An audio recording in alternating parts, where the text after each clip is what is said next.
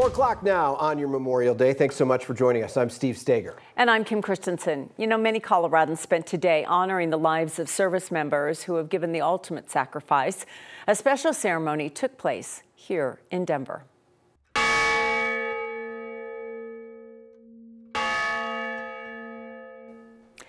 At Fort Logan National Cemetery, hundreds came out this morning to honor those who have served and remember those who have sacrificed all to this country. Veterans were joined by members of the community and Gold Star families in the 90th anniversary of Remembrance for Memorial Day. For Gold Star mom Victoria Nevins, it's been hard in the years since her son, Sergeant First Class Liam Nevins, was killed in Afghanistan. She says spending the day here with her son's unit makes it a little easier. It's just kind of, it wouldn't be Memorial Day without them. So, and a lot of them just came back from deployment, so I'm lucky. I'm very lucky. I mean, a lot of the Gold Star mothers don't have that kind of support. Nevin says she never misses the Fort Logan event or the chance to visit her son's grave together with his unit. Well, it's Colorado's largest road race and a Memorial Day tradition. We're talking about the Bolder Boulder. More than 47,000 people took part in the 44th annual event, and several of them came from around the world. Runners started at 30th and Walnut, wound through Boulder neighborhoods, and finished at CU's Folsom Field. As many as 100,000 people were on hand in Boulder to watch those runners. There had been a steady stream of cars, by the way, for folks coming back from the mountains on this Memorial Day weekend on eastbound I-70. Most of today, mainly vacationers coming back, but not too many crowded onto the roads right now. Here's a live look in the Idaho Springs area on I-70. You got to time it just right to get lucky when it comes to that. Here in Denver, we're seeing just a beautiful day. Warm weather today, the best day of the 3-day holiday weekend, without question today. And Lauren, having grown up here, this is pretty spectacular for Memorial Day. It's not always this nice. You know, I've only been here a couple of years, and I think I could definitely agree with that. Now, today has been a very beautiful day for any of those outdoor activities. We've seen lots of sunshine, temperatures are very warm, and the winds calmed down, especially compared to what we saw yesterday. So far, we've seen highs near 75 degrees at DIA, but the majority of the northern half of the Front Range and Eastern Plains has seen those highs in the middle to upper 70s and even lower 80s. A little bit warmer to the southeast, where we've made 86 degrees so far in Lamar. Even the high country was really nice, 60s and 70s up in the mountains, and then more 70s and 80s across the western slope this afternoon. And I don't think we're quite done warming up. I think these temperatures still have a few more degrees to rise. But even outside of that, we're going to continue to see nice sunny skies throughout our afternoon, and that translates into clear skies as we go through the rest of our evening. The only area we're really going to watch for a stray raindrop or two is going to be the southwestern corner of the state near the San Juans. Even those areas, maybe a few raindrops, but really nothing that'll affect your outdoor plans. Moving ahead to my 7-day forecast, we're going to talk about even warmer weather moving in. We do have several chances for some afternoon storms coming up and a very hot next week ahead. I'll have all of those details in my 7-day forecast. You'll certainly want to stay tuned. Yeah, feels like we're jumping into June already. Thank you, Lauren. Well, we had really pretty nice weather this weekend, great weather today. Much of the country saw severe weather that turned deadly. 21 deaths have been blamed on weather so far, and hundreds of thousands of people have been left without power.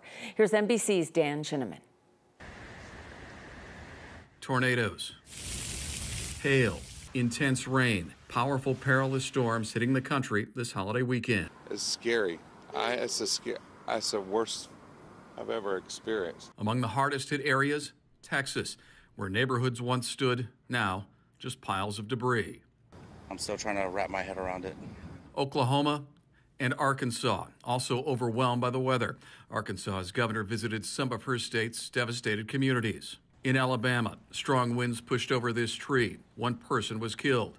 A brick wall, no match for the powerful gusts. Kentucky was not spared. One couple, expecting twins, survived the storm, but their only car did not. Pretty devastated, though, you know.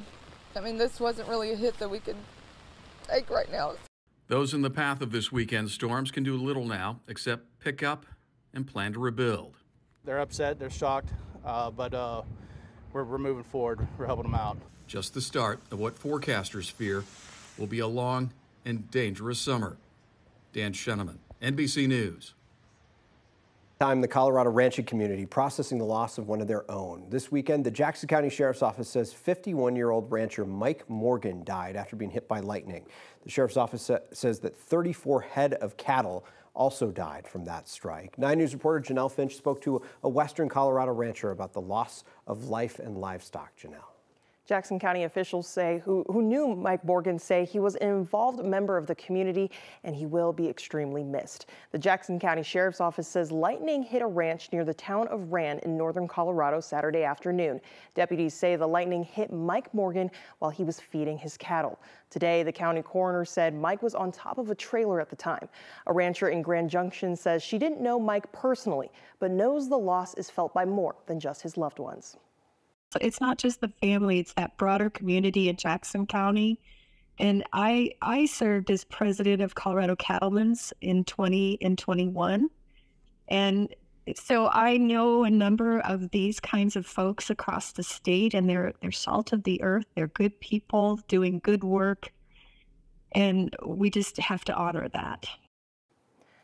Janie Van Winkle says she's personally lost livestock due to weather. She says she's lost 3 heads of cattle that were under a large tree when lightning struck. She says cattle killed by lightning or lost to weather cannot be processed for consumption.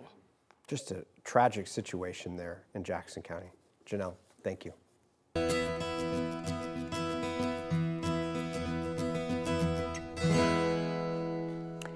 Nine Cares, Colorado shares our drive. We do it every summer and every winter. It's going on through June 9th. We're working with local food banks to raise money for people facing food insecurity. You can just scan the QR code you see right now, go right to our donation page, or you can donate when you're checking out King Soopers. You know, you probably went there this weekend. The donation page and all of the information is also on 9news.com/9cares. I did, and I heard you talking about 9 Cares Colorado shares in the grocery store. Coming up this Thursday, 6 of the Republican candidates running to represent Colorado's 4th congressional district will debate on 9 News. The hour-long live debate will air at 6 p.m. in place of Next. Lauren Boebert, Jerry Sonnenberg, Richard Holtorf, Mike Lynch, Deborah Flora, and Peter Yu are running to replace Ken Buck. Kyle Clark and Marshall Zellinger will moderate that debate. We'll also stream it on 9 News Plus. It's going to start getting pretty toasty in Colorado. With so many options to protect yourself from the sun, we will explore what to look for when you buy sunscreen. Coloradans who enjoyed free rides on RTD the past couple summers won't get the same benefit this year.